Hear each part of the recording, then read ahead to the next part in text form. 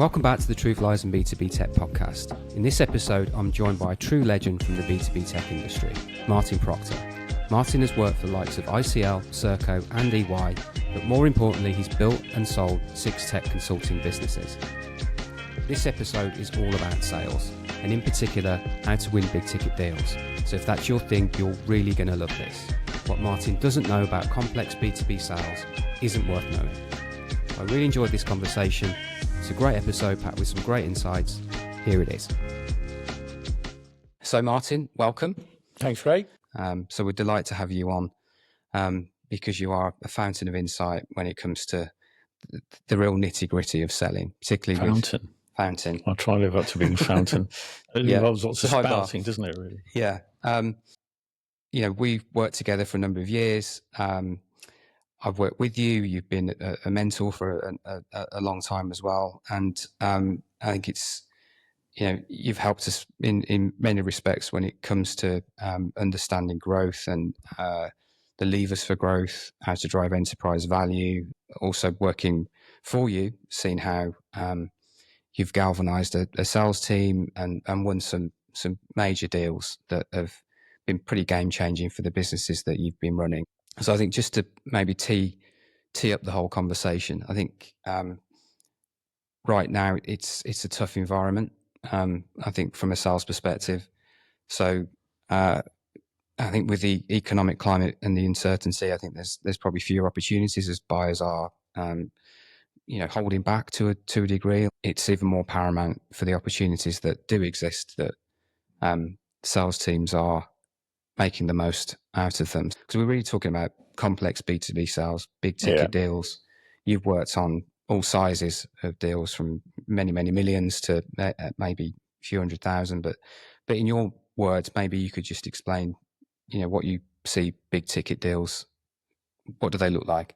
Yeah, so I think big ticket deals really means deals that are important to the business. So it might be a big value, so it's a lot of revenue coming in.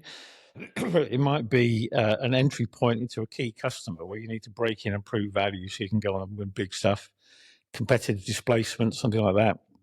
I think a big ticket deal to me means something that really matters. So you're going to put a lot of effort into it. It's going to be expensive for you to win it. So you need to go into it with your eyes open and be honest with yourself and qualify hard. And really, there's only 2 ways of doing big ticket deals. You either go for it like your life depends on it, or just don't bother, take the day off and go and play golf instead. But don't muck about with it. If you're going to go for it, go for it. You really go for it. Maybe talk through the early stages of how those deals start to shape up, and what are some of the things that you as the seller will be starting to think about in terms of how you're leading the team that's going to be working on that particular opportunity. So I think the big thing is you've really got to understand what it is that you can do that's going to help that client be successful. And you've got to have that as a real passion. You can't pretend. You really got to deep down want that client to be hugely successful in whatever they're doing because you sorted out some issue. So if you've got that sort of mindset, so it's not about winning the deal or getting the commission, it's about helping them to be successful. If you've got that as a mindset, then you've got to really understand, what does being successful for them mean? What do you need to achieve for them? So what is their mindset? What are their emotions? What are their requirements? What's going on in their world? So you need to do loads and loads of stuff to get inside. And there's so much stuff out there that's available now. You can be overwhelmed by it. So there's lots of techniques you can use to kind of filter that down and work out what's going on. Google alerts, reading annual reports, looking at all the stuff on the website, looking at Glassdoor, LinkedIn. Know as much about them as you can. And once you've got that, imagine that you're in there running that business and what you would like to see happen. Think about the sort of perfect future. And then once you started to shape that, you think about your particular, as a supplier, as the solution you're going to offer and how you can fit that to what they want to make them successful. And as that starts to shape up, you're starting to define, what we used to call our single sales objective, what it is you're going to try and get them to buy. And in terms of getting them to buy it, you can't use trickery. You know, it's not foot in the door, let's go and play golf and have a few beers type stuff. You've got to have genuine value. You can prove, you can show what's different. You need to be ruthlessly honest with them, because the minute you say anything that's not true, you can't prove, you blow your case really. So you start to work at it from that really, and then it builds up from that really, and the whole sales process evolves. Yeah, and I know you're it's going to sound slightly odd, but you're big into the concept of visualization. Yeah.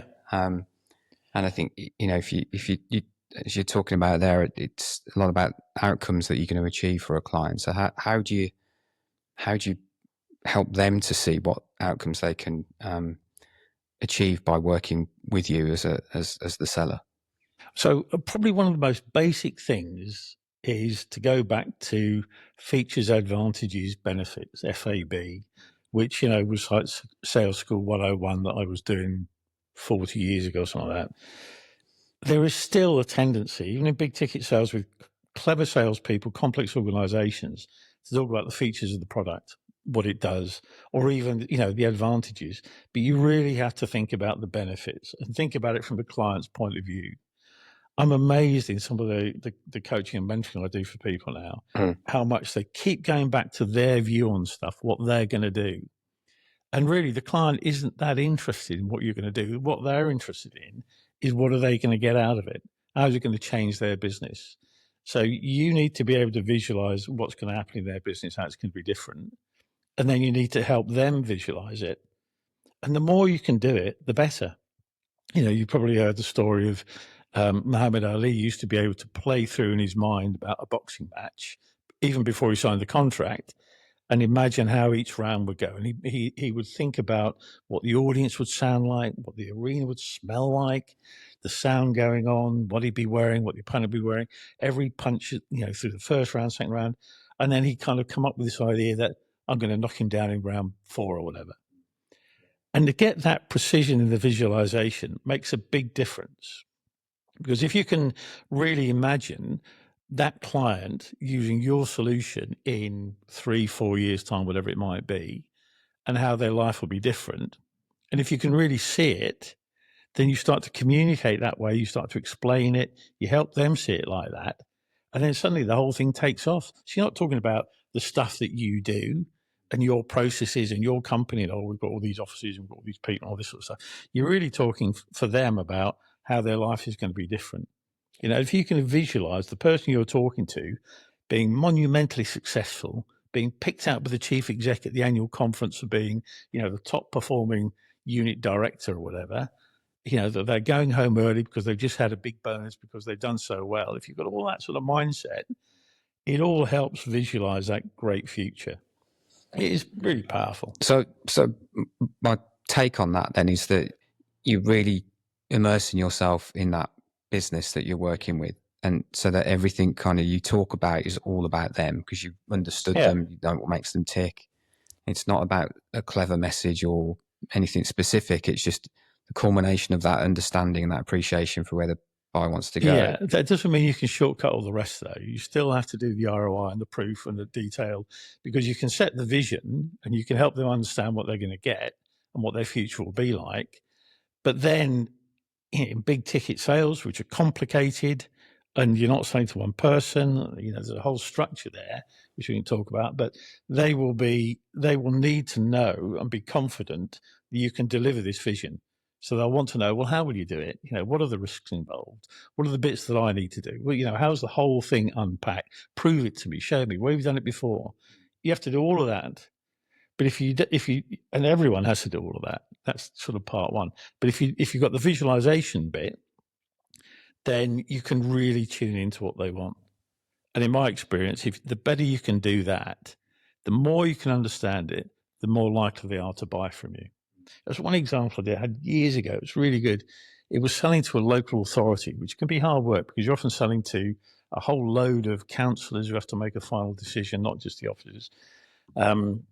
And we ended up mocking up a newspaper from 5 years' time. And we just left it on the podium at the front one evening. And we kind of walked up to it and go, oh, we're just about to talk to you about this wonderful solution. And somebody's left a newspaper here. You know, the audience are going, well, it's a bit tatty, isn't it? And you pick it up and you go, oh, it's from 5 years' time. You know, oh, look, you know, the Hilton Hotel has put its new international conference centre in your local authority. Employment's down to a minimum here. You know, life expectancy's gone up, and you're reading all these amazing things. And the politicians sitting there going, what, fantastic, I love one of them. So in your view, how can those that are trying to help buyers through that difficult decision-making process, people talk about making it easy to buy, but it's more about making it easy to make decisions. So how have you sort of worked through that process and make it easier for a buyer to make those critical decisions, which, you know, are pretty significant from their perspective in terms of their own reputation, their own career, and so on? Well, I'd like to say there's a very easy way of doing that, but that would be a lie. This is just bloody hard work. You have to do everything. So you have to respond to all the technical questions and all the data points and all the proof points. And, you know, every time you get asked anything, you have to answer it honestly, completely, make sure they understand it at that level.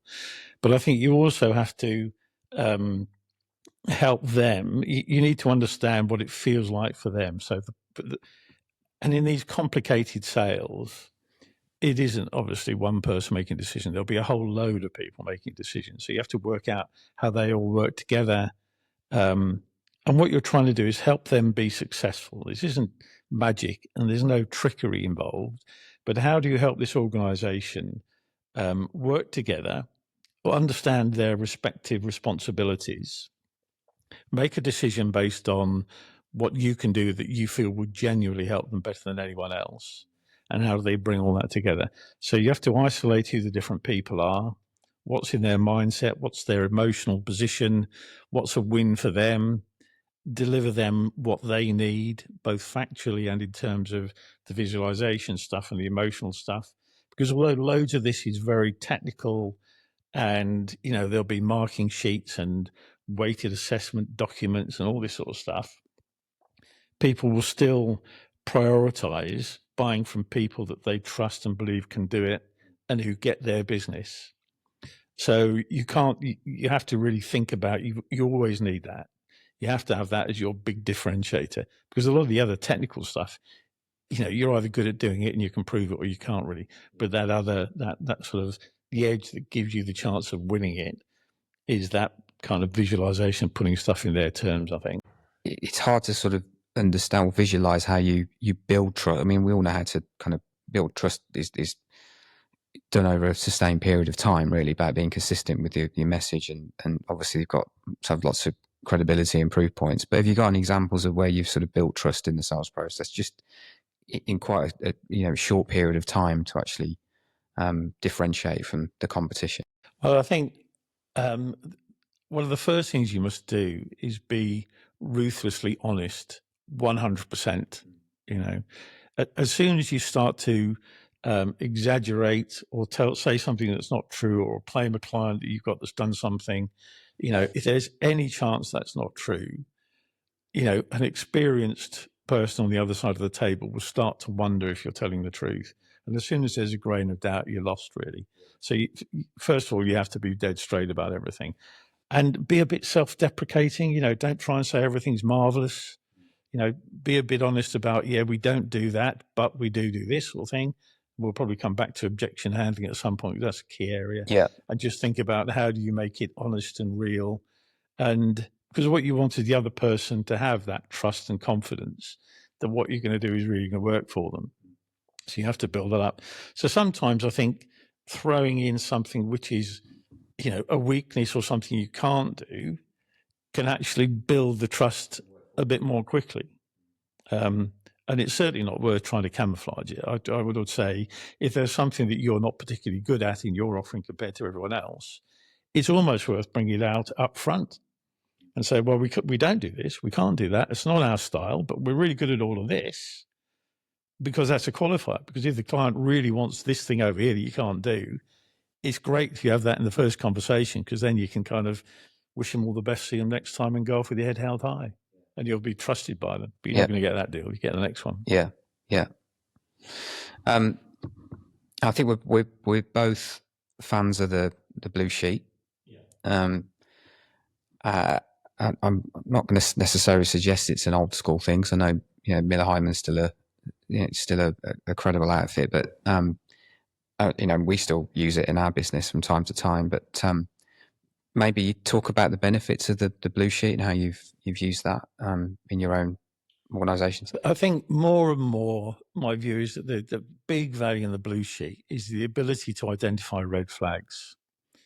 So it's a very structured approach that's been around for ages, and genuinely, it's a powerful approach. Some parts I'm not quite convinced about anymore. The analysis of the economic buyer and all the influences and that sort of thing.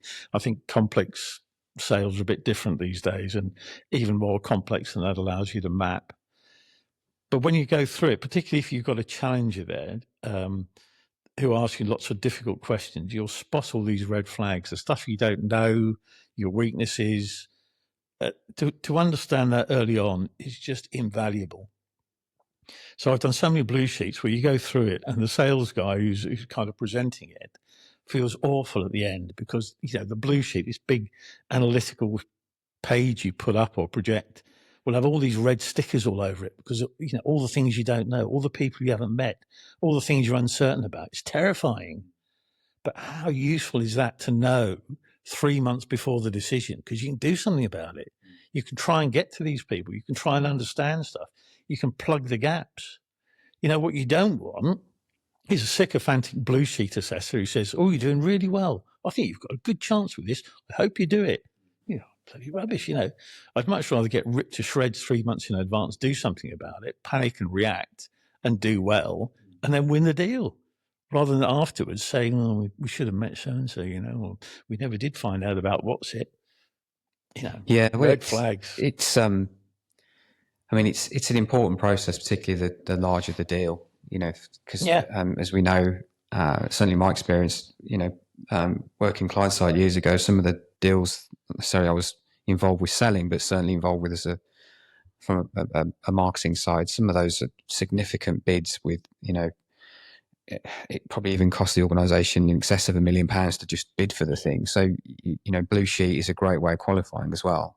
I think sometimes when it's done really well, you almost just naturally think you might as well qualify out of this opportunity because you just literally tore it apart. However, come through that, then, like you say, it's only going to make it stronger if you can start to think about how to overcome those red flags or deal with those red flags, or even, as I say, use them to qualify out. And when do you think it's the right time to say this isn't a good fit for us? So I tend to think that red flags are different to qualifying. I think red flags will tell you all the things that you don't know before you can get to the sale. The qualification is just so important because, like you say, these big deals cost a flipping fortune. And whilst you're working on a deal, again, going back to the idea that you've got to do it like your life depends on it, you've really got to go for it. So you can't be doing anything else. And you'll be working long hours, late nights, and all the rest of it. So you need to make sure you're going to win it. So you need to make sure you qualify it all the time from day one right through to the day they decide, really. And you need to have your approach for doing it. And there's no end of qualification techniques, Scotsman and mean acts, all these sort of things. Yeah. But, if you go through the elements of that, if you keep running them through in your mind, every meeting you have, keep checking it, then that will indicate whether you stand a chance of winning the deal. And these things are generally different to red flags in my experience. So you'd be looking at, the money side. Is there a budget? Can you see them spending it? Are you the sort of company they're going to buy from, or is there some sort of issue with it? Are the people that you're talking to, are they the right influencers? Are they going to actually be able to have an impact on the whole thing? Do they genuinely need what it is you're selling? Because you can often have conversations where everyone gets very excited about it, but actually, they can only do, a typical company can only do 10, 20 big projects a year. So if they're already doing 20, you're probably not going to get on the list unless you display something else. Yeah. So you've got to be a bit realistic about that. And then timescales, another big question mark. Are you prepared to hang on for long enough? Because a client will buy when they're ready. There's nothing you can do. All this stuff about you need it by quarter end and that is not real. A deal that takes place when it's ready, when the client's ready. So if it's going to take 2 years before they're ready, Are you prepared to run at it for 2 years? Yeah. You know? So, which is a big investment. Yeah. yeah. So you have to work through all those sort of things. Keep checking. And then based on that, you can take a view on, do you stand a chance of winning it or not? Now, the red flags, if you've got a whole stack of red flags that you just can't overcome, you may decide that there's no point going for it because it's impossible. But, you know, red flags are really trying to show you what are the elements that if you can get that information, that contact, that clarity will enable you to get the deal, I think. I'll bear that in mind next time we do a blue sheet. So I look forward to coming along and having a look at it. Yeah, I think last time you've done that with us, I think I came away nearly crying. So yeah, Nearly crying. You It's didn't been try hard over enough. the years, yeah. I'll try hard next time. One of the biggest things I wanted to ask you, because we work with a lot of clients that are aspiring to break into that kind of enterprise space, and often punching above their weight, competing with some big players. And know from experience of, you know, working in business with you that you've done that successfully on many occasions. So how you know, when it's a sort of David and Goliath type scenario, how have you overcome that and been successful? What are the sort of top 2 or 3 things you've done to come out on top in those situations? So when you say punching above your weight, there's some implication that the small company is inferior to the big company. Well, it's just a phrase, but I can see the point. Yeah, it's a mindset thing, isn't it? It's a mindset thing. Yeah. I mean, I remember going back some time, being scared of big companies. You know, we all go through it. You know, I remember the first time I did a £1 million deal, thinking it was going to be somehow magically different because I'd only done £100,000 deals, and it was going to be $1 million. It's exactly the same. It's no different, really. And it's the same with companies. You know, what are they good at? What are they bad at? Big companies, a lot of the time, are rubbish. They're full of sort of administration, of overhead, of process, of strangulation. You know, they impede people. They reduce you down where you can only do things in the corporate way. You can't actually be flexible or creative and innovative. Yeah, they're easy to compete with. You know, be a bit little specialist who's really good and stuff. I do get a bit passionate about this, really. So but the smaller specialist companies, you have so much more freedom to sort of come up with what you really think is right for the client. You can decide things quickly. You know, the client will probably meet the most senior people in that company. You know, if you're going to buy from a big company, an IBM or Accenture in the IT world or something like that, you're probably not going to meet the CEO. No. But if you're a little company, you probably will. So, and again, it's the same stuff. You know, work out what you're good at, play to your strengths, decide to, you know, go and compete if you know what you're good at. There was one example which we worked on together a while back, where we were in relatively late, and we were competing with some of the biggest companies in the world, and some of them combined. You know, so it was, you know, big software companies and big consulting companies, and little old us with 100 people going up against them. And we looked at it and we just thought, I think we can come up with a better solution and express it in a better way than the others. They're all getting caught up in, well, we've done this 400 times before and stuff. But for us, it was about get to know what the client really wants. And actually on that one, that you probably know which one I'm thinking about there, it started off with this company was a very special sort of company. It was a very well-known company. But the founder, 100 years ago, wrote a book about the founding of the company and its values and how it became the sort of company it was. And we started by reading the book, because then we knew more about the culture and the philosophy and the way they thought, what their passion was, so we could start to tune into what they really wanted. Yeah. And then it was just about some very clear thinking about what could we do that the other big guys couldn't. And we wanted to provide more value for the client, because that's what it's all about, providing more value. So we were saying to the client, you really need to think about this being the end point you want to get to. You need to visualize a world in which this is happening, and we will show you how to get there. That's what you need, and this is the process to get there. And this is how we would do it. And this is where we've done elements of this before. So we were fixated on selling that you know, most valuable solution. The big guys who suddenly noticed us in the corner were doing reasonably well and being talked about quite highly thought, oh, the little guys are here. Well, they'll be cheap. We better shrink our solution And I thought, well, this is great. They're making theirs less and less valuable, and mine's more and more valuable. So we went in and we won against, I think there were 7 other bidders, huge companies. And ultimately I found the proposals and the pricing that the others had, and they also saw mine because one of the companies ended up buying us. Yeah. And so we shared views, and we actually sold at 2.4 times their price because we were selling that big value solution. So again, what's all that about? The key is understand the client, what they really need, what will deliver most value, and then just be true to doing that. Tell them how to do it. Tell them the bits you can do, the bits you can't do. You know, the big guys, yeah, they might have 400,000 employees, and I've only got 100. But actually, I bet I could put 10 people on site there next week, which they couldn't do because their utilization is high, because they're busy, because they've got lots of other obligations, because they've got other bigger clients that are more important. You know, big companies, in my view, don't have any inherent advantage over small companies. Yeah. You know, and small companies need to think about they can actually do better if they just keep a clear head and just follow the basics, understand the value, think like the client. I think if you've qualified well and you're going after the right opportunity as a smaller company, it's like you say, it's you've got to really go for it. You've got to go that extra mile, haven't you? It's moving beyond the standard slide deck and the standard pitch to have something that's every slide screams about the customer. And yeah, if you can really understand them before you start that whole process, then it makes a huge difference. Well, I was going to say that the slide deck that we used, I remember the first slide was, you know, drawing a picture of what the world would be like in 2 years' time if they took our complete solution. When we saw the slide deck for the others, it was the history of what they'd done before and why they were so big and so successful. You know, there's like 10 slides about the company before they start talking about the client.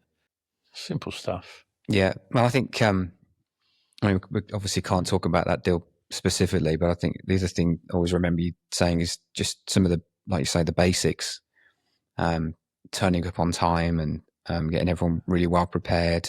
Because we've done pitches where, you know, they've been in London and we're traveling down on the same day, train gets delayed and you under that whole kind of stress getting to the pitch. And, you know, I think preparation and just giving yourself the time and just some of the basics can have a huge impact as well. Absolutely. Yeah. I mean, you know, it goes back to you. If you're going to go for it like your life depends on it. You know, get down there the day early. I mean, that one, we ended up flying half the team to this other place in Europe to be there a couple of days in advance to rehearse the slides. You know, we'd worked out who was going to be on the panel that was going to assess us. So we got photographs for them all, LinkedIn profiles for them all. You know, we would know who was who. So when my guys were answering questions, they could say, well, Sue, it's because of, you know, whatever. So they would know the names of everybody, their position, their background. You just got to do everything to win, you know. And it comes from a real understanding and a passion about wanting it to work for them. Yeah. Yeah. We talked about objections a little bit earlier without getting into detail. I think that's it's one of the areas that we see that salespeople can often fall apart when they get an objection, and not always have the right answers. So, but objections is part of every sales process. So you know, what's the sort of you know, the infinite wisdom on how to handle objections? Infinite wisdom. Well, first of all, if you get objections, that's usually a good sign. Because if you're not getting objections, if people pack you there and say, well, it's very interesting, thank you very much, we'll get back to you next week, you know, you might as well pack it in then. If people come back with an objection, that's really good because there's no sales gimmickry here, but objections in life normally come down to 3 different areas. It's either that they don't believe you, or that they're not sure if they believe you, but they're a bit doubtful. You know, is it true or not? Or there's some, you know, real hard, solid objection like, well, I wanted it in red and yours is in blue. Not what you can do about that. And so all objections in my 40-something years of sales have always been one of those 3. It's, you know, I sometimes amaze myself when I go back and look at it and think they all come down to one of those. So if it's they don't believe you, you just have to prove it. Now, sometimes you can't prove it because you're doing something which is leading edge. You've never done it before. If you're doing something with AI, as we were playing with recently. So you have to explain the logic about why what you're saying is valid and how you can de-risk it and make it as likely as possible. If it's one about cynicism, they're not quite sure about it. Again, you have to prove it by references. You have to show where you've done it elsewhere, give examples, give demonstrations, make it real, make it genuinely understood. If it's a hard, a genuine objection, something you can't change, they wanted it in red and it's in blue or whatever, you have to accept it, and there's a very clear technique for doing this, for an objection. First of all, if a client comes up with an objection, clarify the objection so you really understand it. One of the things that really used to piss me off with salespeople is where they handle an incorrect objection. Where the client says something like, I wanted it in red and wanted it, we want it in blue or whatever. And I'll say, yeah, well, ours is it's much longer than all the others. It's much better because of that. It's like, what are you talking about? Who cares? Answer the right bloody question, will you? Yeah. So to make sure you understand it. So if somebody objects to something, read it back and say, so you're worried about this being the issue, yeah? So you're both clear on it and they know you're taking it seriously. Because one of the other things that some salespeople do is they just gush out a response. They'll say, "Oh yeah, blah, blah, blah, blah." It doesn't count. The client's getting, you haven't really thought about this. You weren't listening. That's not a genuine response. So listen carefully and clarify it. And that also buys your brain a bit of time to think about what's the flipped answer. And some of these you have to take away and do something with. But if you can answer it there and then, that's better. So then you go back with whatever your response is, and why the objection, whilst it's valid, this is how you're going to kind of manage it. And then the third part is just to remind them why your solution is good and better. That sort of general benefit statement is often called, why you're differentiated in a useful way. So in all of those, and when it's that hard objection, when it's something which is real, they say like your price is twice that of the others or something, well, you have to say, well, it is, and accept the objection and say, but look at all these good things. Yeah. It might be twice the price, it might be the wrong color, but all this stuff over here is worth having, and then try and balance it. So actually objection handling, I think if you dismantle it into those three things and use that process, you can handle it in a very structured way, and it's very powerful, and it is also almost a closing technique, because if you can handle the objection presumably is the only thing between them saying yes and no. So it's often a good sort of sales closing approach, I would say. Yeah.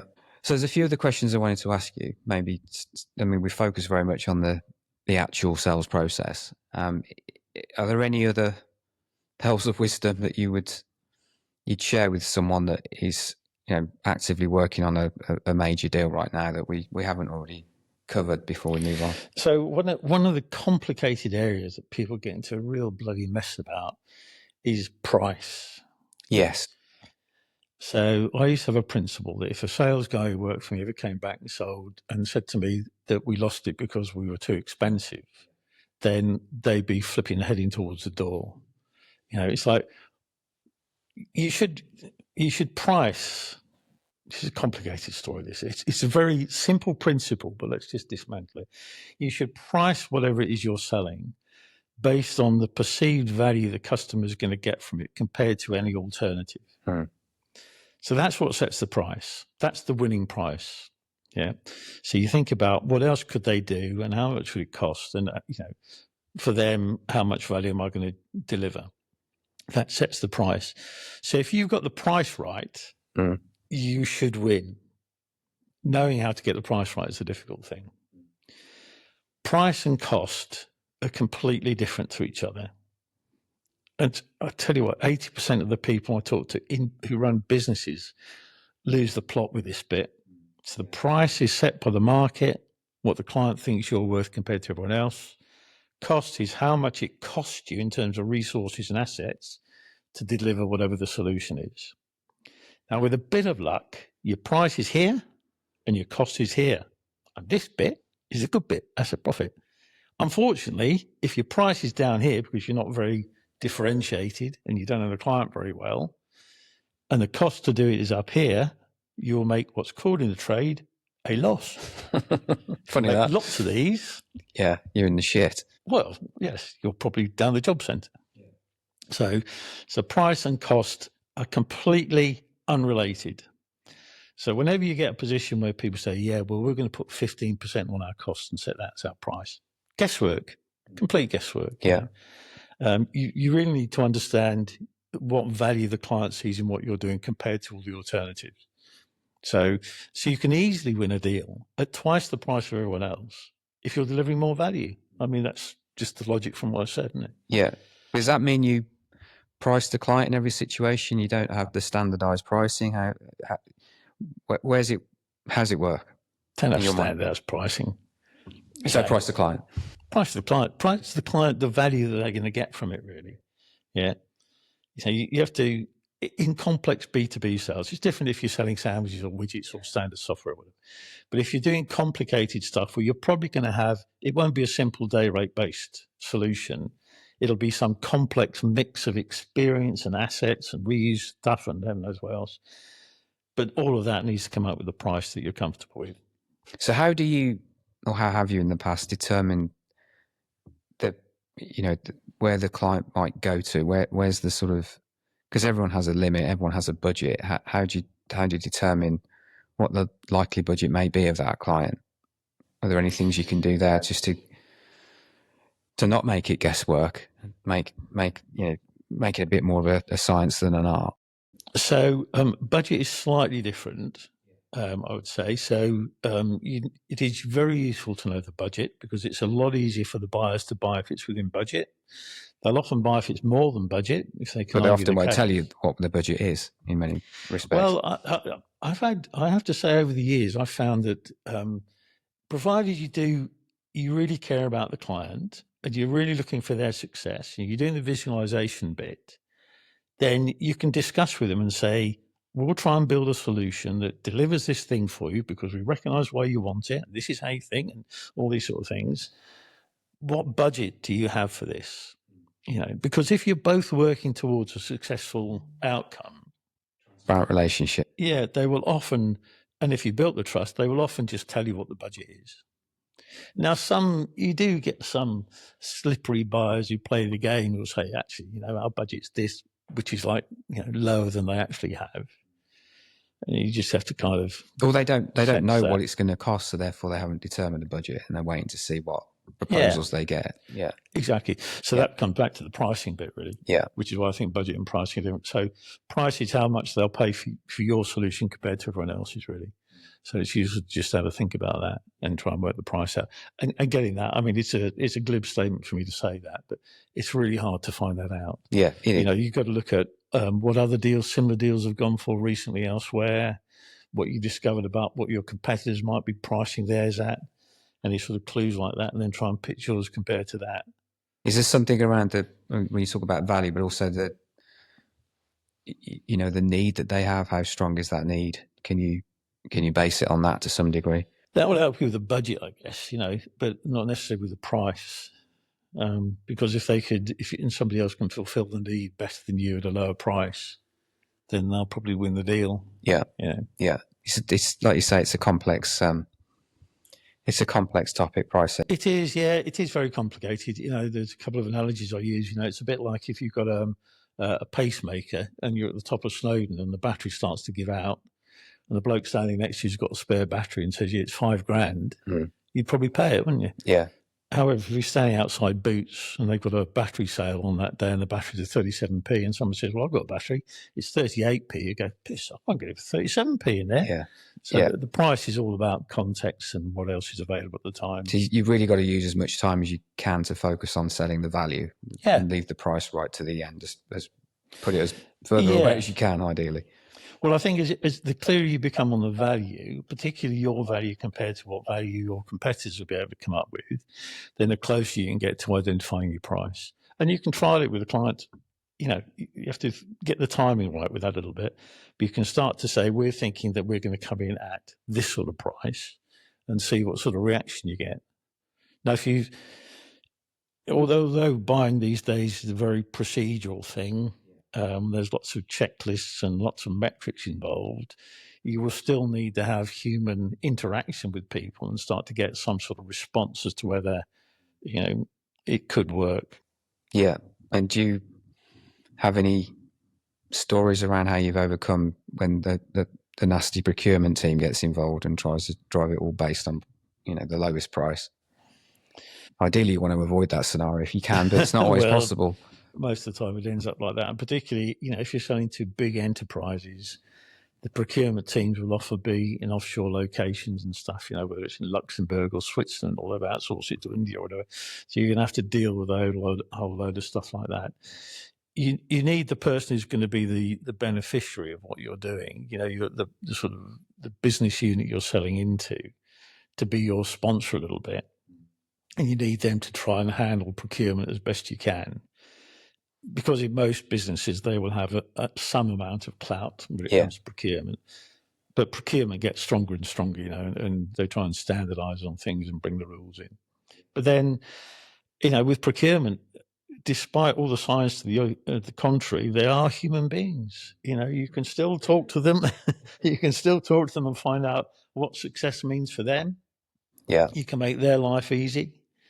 I think the maturer procurement organisations, and you've seen this in local government or central government, when they, historically or traditionally, they've tended to go on price, and now they've realised that actually they've not got the best value, or got the best outcomes as a result of going with the cheapest alternative, or cheapest option. So, it's just getting the right balance from a buyer's perspective, I guess. Yeah, and making sure that they understand the extra value you can provide. Yeah. I mean, sometimes you can't provide extra value, in which case you're going to go cheaper. Yeah. You can win being a cheaper solution that does it not as well as the others. Sometimes you just got to gauge what. Or take a loss leader to start working with a client that you can see a long-term relationship with. Yeah. And that goes back to the price cost thing. So your price is going to be pitched down here, but your cost is up here. But the value to you is you actually get them as a client, and you're in there and starting to prove yourselves. It's so difficult for buyers because they've got complex processes they're running with so many different stakeholders to navigate and manage and try and get a consensus view between. Making the decision process as easy as possible is really the best way. So more and more options is definitely not the right way to do it. Yeah, and I think with big ticket sales, you're unlikely to just sort of throw a price at them and they say, yeah, we'll have one. Yeah. They're probably going to say, yeah, we like you, you're our preferred supplier, can we now negotiate? And that's often a standard process. And then they'll, you kind of to and fro on what they want. And then you come up with the best and final offer and go from there, yeah. We focus a lot on the sales process, but I did want to get your view on the whole prospecting side of things as well. So how people find opportunity, or how you found opportunities. So because I know you've certainly got a view on lead generation, you've got a view on brand, but you've also got a view on referrals and all that. So how best have you seen in your own experience the ways of setting up the business to find new business? So I think it has to start with a really, really clear differentiated value proposition. So by which I mean, you need to be clear on who your market is, not just in terms of the sort of customers, but perhaps the size, the geography, the sort of people, segments, all that sort of things, to know who you're trying to sell to. You need to understand what's in their head, what's the issue that you're trying to solve for them. You need to know what's different about what you're going to do. You need to be very careful about how broad you go. In general, I would say you're better off being quite niche and focusing on something and rifle shotting it. I think it's better to be either the best or one of the few best in a particular sector, rather than just generally quite good at doing stuff. One of my pet hates doing coaching used to be when you say to people, well, which markets do you focus on? Which industries? Well, you focus on all of them, really. Focus is the art of deciding what you're not going to do. So strip it back down to what you do and then be really, really, really good at it. Get to know it. in total detail and be really good, have loads of referenceability, talk their language and everything. So it starts with doing that. So once you've decided what your bit is, what the thing you're going for is, whether it's, UK-based discrete manufacturing between 2 and 5 billion pounds turnover or whatever it is, then, live that market, get to know it, go to the events, talk that language, get known there, get referrals. And the more you do that, the more you get referred, the more your win rate will go up. There's always a temptation to say, oh yeah, but somebody's come along and, they run a school and they're looking for one. Can I sell to them as well? Well, of course, if they're banging on your door and they've got their money in a little pot and they're shaking it at you, it's fine to do it. But, don't try and turn your whole company to suddenly say, well, we do both, discrete manufacturing and schools, because you're just going to confuse the hell out of everyone and look like a chancer, really. Yeah. You need to focus. There's a lot of talk as well right now in terms of the lots of buyers, certainly in the early stages of the process, are the sales process or their buying process. They're wanting to talk to salespeople far less, so they're relying on more digital channels to do their research, using content, all the rest of it.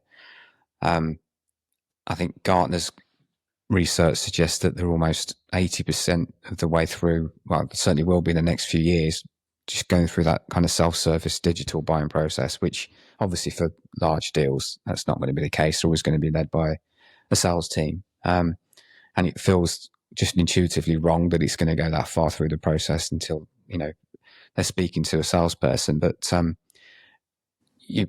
guess you kind of see the trend towards digital in some way. So what's your kind of take on that?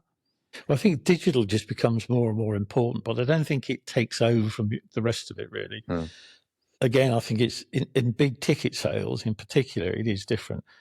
If a client is going to spend a lot of money and make a big important decision, which may change the nature of their business and help them with either success or, if they get it wrong, failure, they need to be really sure. And ultimately, it is unlikely that the solution they have will be a purely digital solution. People will be involved, doing stuff, reviewing stuff, whatever. So there's going to have to be a bit of human-to-human assessment of, can that organization feel comfortable buying from your organization because your culture and your values are similar?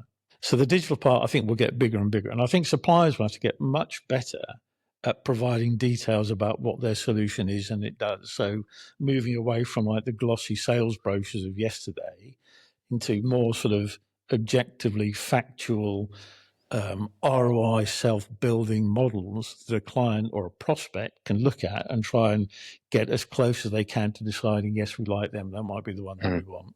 Yeah. Probably a bit like the way we buy cars these days, because you don't go to a showroom and say, I'd like to buy a car, please. You kind of do all the research, read all the magazines, look at all the technical stuff, look at the independent reviews. Exactly. Do all of that sort of stuff.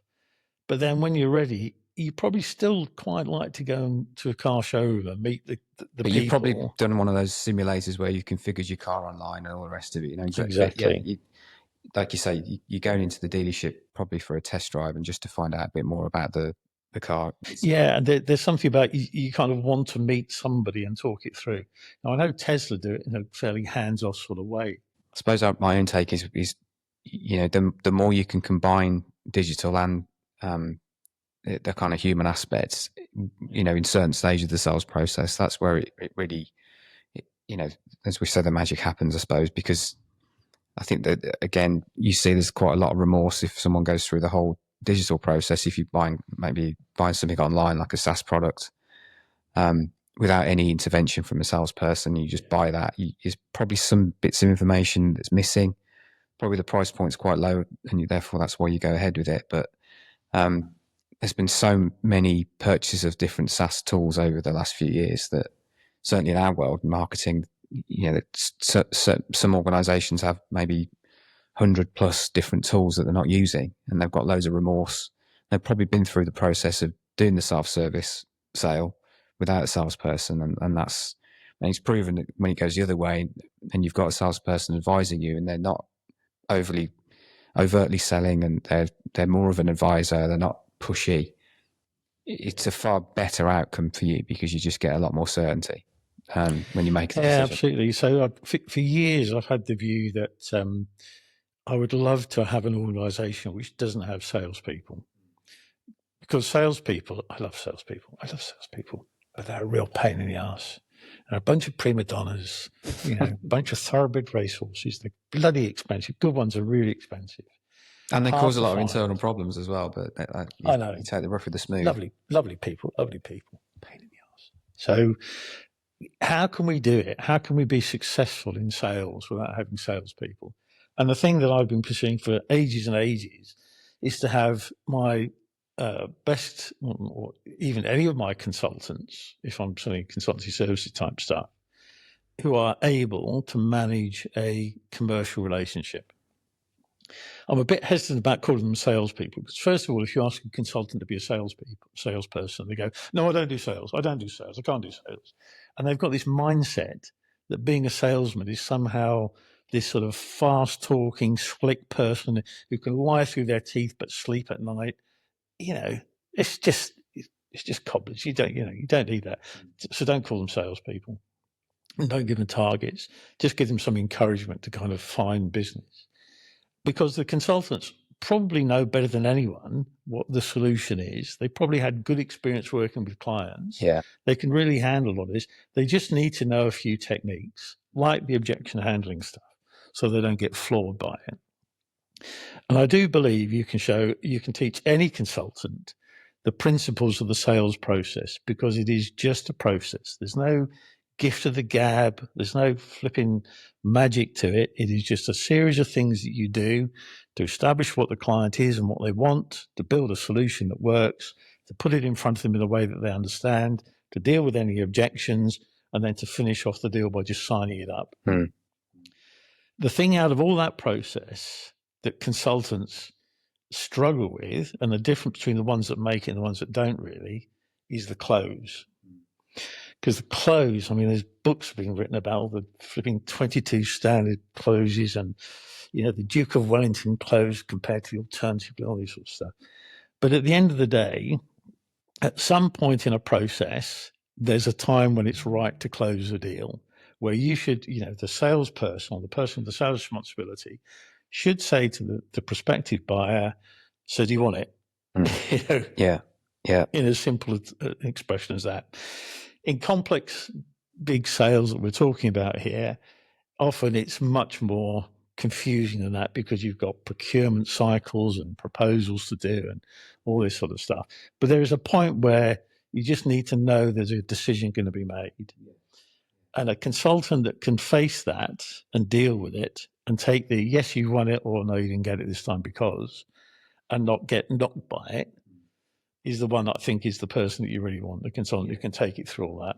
I think tracing back in my experience when I've seen some of the big deals take shape, you've got the buyer side, a bunch of stakeholders, but equally on the sales side, you've got a sales team of people that are on that particular bid, and you'll probably have the sales lead who's a relationship kind of person, but they'll be wielding in different subject matter experts that will really do the selling.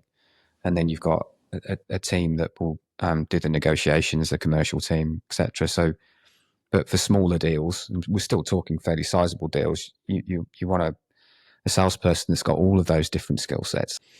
We could talk for hours on this, but we're sadly going to have to try and wrap up at some point. But I think before we do, I wanted to give you the opportunity to call out bullshit. I think I think the things that bug me most is the one that I've mentioned before about price. People who say, we lost because of our price. I know you lost because you were stupid and you didn't know the value of what you were giving, so you priced it incorrectly. That's one that bugs me quite a lot. I hear quite a lot of stuff. There's the other thing, this whole culture of what sales is about. It isn't about fast talking, gift of the gab, beer drinking, golf playing, socialites or anything. The best people are the best salespeople are ones who really care about the customer and understand, and are very professional and calm, and are probably not particularly extrovert. I think that if I had to pick one top sales skill, I would say it's listening. And by listening, I mean, not just listening with your ears, but reading stuff. When you go to see a client, reading what's on the wall, see how people walk in through the office, see the mindset of whoever's on reception, how they greet you, what they talk, what their values are. Just find out everything you can to tune into it all. And if you're a good listener, then you'll do it. So, salespeople are not about busting in there and talking all the time. Do you think that's an unfair perception that still remains then? Yeah, because everyone still kind of rubbishes salespeople, don't they? Apparently in America it's very different. If you're in a dinner party or something and somebody says, "What do you do?" "I'm in sales." They go, "Why in sales? Oh, pretty good, eh?" It's an important thing. Where here, if you say you're in sales, well, you don't, do you? What do you do? "I'm in sales." Yeah, I'm in business development leadership. So you say something like that. Well, I think it's a tough game to be in, but equally very rewarding. Yeah, because good salespeople are worth their weight in gold. Ultimately, for any business, their oxygen supply is winning business. Yeah, absolutely. It is getting sales in, because you haven't got sales, nothing else matters. So you need somebody who can actually make it happen, or a capability that will make it happen. So you need to find a way of being able to do it. And people that can manage that process well create a huge amount of value. Yeah. They're worth paying a lot of money to grab off your competitors, really. Absolutely. That may be the kind of summary of the conversation. I don't know, but is there anything that you would, thinking about someone who's listened to this podcast, what would be the sort of main takeaway if you're involved in a complex sale that you would share with them? I would think, I would say complex sales are not different to any other sales, really. It's a structured approach to going through the process. Make sure you understand the process. Be honest with yourself about where you are at any time. And the biggest thing you can do is think about it from the client's end. Stop worrying about how you're going to do stuff, and almost act as if you were the client, as the buyer, and think about how you would feel. If you can really get into that mindset and make the process work, then most times you will do very well, I would say. Thanks for joining us. If you haven't already, go ahead and subscribe to our podcast on your favourite podcasting channel. And if you enjoyed this episode, then do us a solid and leave a review and a rating. If you want more insights and resources, head over to romy-associates.com. We'll see you next time.